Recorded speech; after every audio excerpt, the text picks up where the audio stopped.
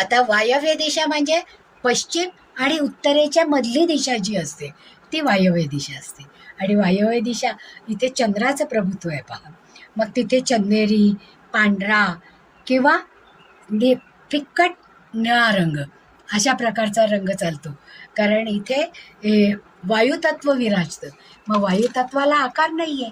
मग इथे मात्र आपण वेगवेगळे पडदे वापरले, ते सुद्धा चंदेरी रंगाचे, पांढऱ्या रंगाचे किंवा फिक्कट निळ्या रंगाचे, काचा त्याच्यावर पेंटिंग केलेले असं जर वापरलं तर ते जास्त वास्तूला धरून योग्य होतं. त्याचप्रमाणे ईशान्य दिशा ही देवतेची दिशा आहे आणि ती पूर्व आणि उत्तर यांच्यामध्ये येते. मग ही दिशा हलकी पाहिजे, एनर्जेटिक पाहिजे, ओपन पाहिजे, तिथे व्हेंटिलेशन चांगलं पाहिजे. मग इथे पांढरा, गुलाबी किंवा फिक्का पिवळा की जो गुरुतत्वाचा रंग आहे, अशा रंगाचा वापर इथे केला तर चालतो. मग आपला देवारा लाकडी असेल, त्याला दरवाजे असतील, पितळेच्या घंट्या असतील, तर ती एक वास्तूची रेमेडीज होते.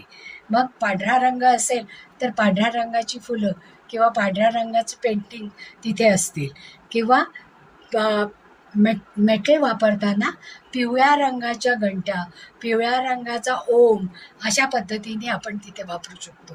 म्हणजे वास्तूप्रमाणे हे सगळे रंग आपण आपल्या घराला देतो. की असं नाही आहे की हा प्युअर रंग आहे तोच द्यायला पाहिजे.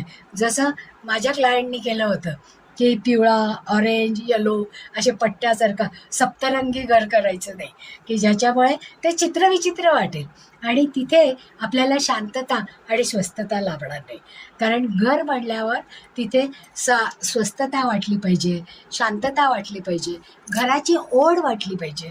आपण तिथे फक्त रेस्ट हाऊससारखं आलो आहे असं नाही वाटलं पाहिजे.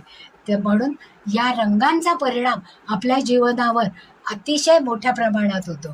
कारण रंगात आपण रंगून जातो आणि ते रंग आपल्या आयुष्याला खुलवतात.